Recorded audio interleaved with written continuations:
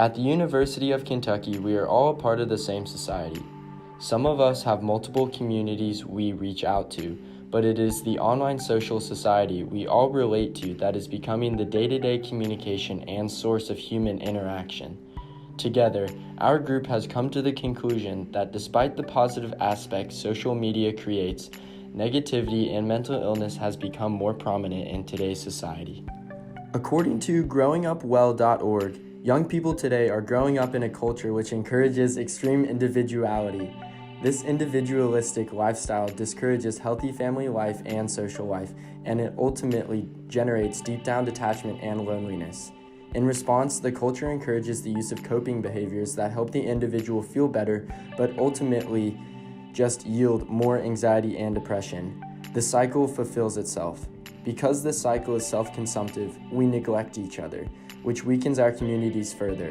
Eventually, the social norms devolve into creating a generation of young narcissists who can only demand instant gratification. In time, our whole culture, including the elders, will become self-absorbed, addicted, and sick. It is a sad story, but it is not hopeless. According to the JMIR mental health publication, evidence suggests that the use of social networking sites, also known as SNS, correlates with mental illness and well-being. However, whether this effect is beneficial or detrimental depends at least partly on the quality of factors in the SNS environment.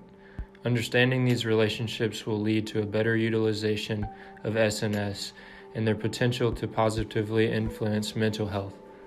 6 ways social media affects our mental health according to Forbes. 1. It's addictive. 2. It triggers more sadness and is less well-being. 3. Comparing our lives with others is mentally unhealthy. 4. It can lead to jealousy and a vicious cycle. 5. We get caught in the delusion of thinking it will help. And 6. More friends on social doesn't mean you are more social.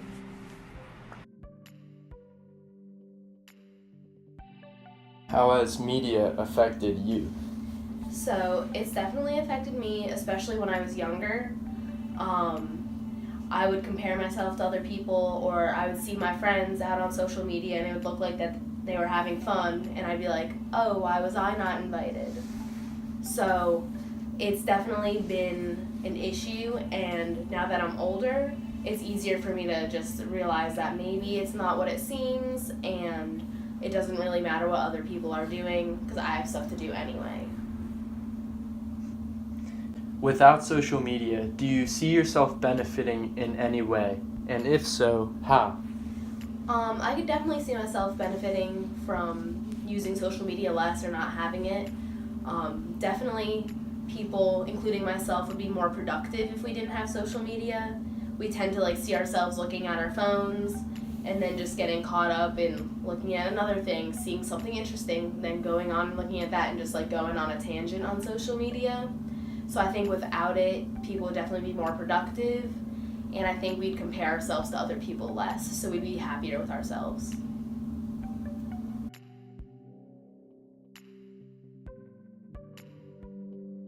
A new study in the Journal of Child Development shows nighttime usage of cell phones can increase anxiety and depression in teenagers and even reduce self-esteem. This is the first study that shows a direct link between screen time and mental health.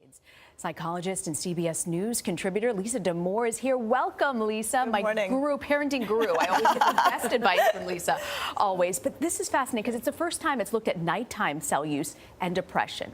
What's important about this study is that it shows us a pathway. We've suspected that there's a problem here. We've seen correlational studies, but this shows us that teens using their phones late at night leads to disrupted sleep, which leads to increased depression, emotional fragility, and sometimes acting out. According to Allied Market Research, the market for antidepressant and psychiatric drugs was valued at $13.7 billion in 2016 and is predicted to reach $15.9 billion by 2023.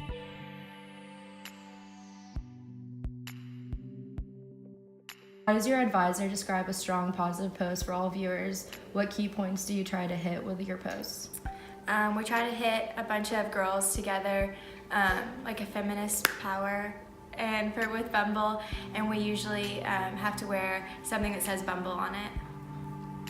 Is social media a positive platform in your eyes? Yes. What negative feedback do you receive on advertisements you post? I haven't received any negative feedback on advertisements.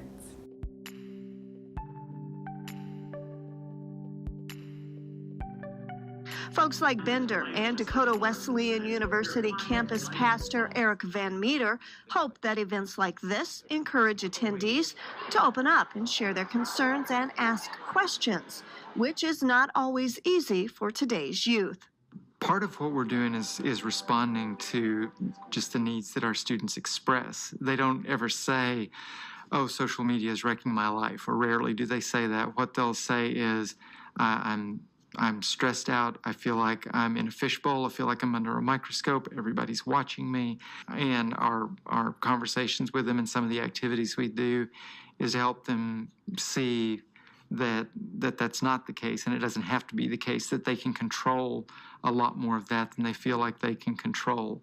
But one of the things we do in terms of day-to-day practice also is encourage a step back so that we can put it in perspective. So we've done social media fasts, we've done specific times, sometimes 24 hours, sometimes up to 4 weeks, where we have asked people to limit or completely eliminate their social media usage, not because it's a bad thing, just so that they can put it in perspective with the rest of their life and see the place that it has for them.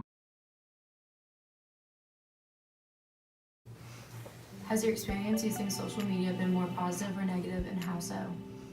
Overall, my experience with social media has been much more negative.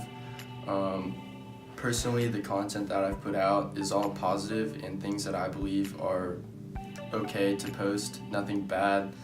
But the feedback I've received for the things that I thought were generally okay have all been negative. People criticizing the things that I post, telling me they're not good enough, that I'm not good enough. Pretty much all negative feedback. I accomplish this positivity throughout my content by posting pictures that are happy, that are real. Although my pictures are happy, my captions are true. And if there's problems going on, I'm straightforward. I don't try and say that I'm perfect or that everything is perfect. Although there are some positive aspects to social media, the negatives constantly outweigh them. By bringing light to this subject, we are helping the people that feel like they are alone or not good enough by comparing themselves to what they see online.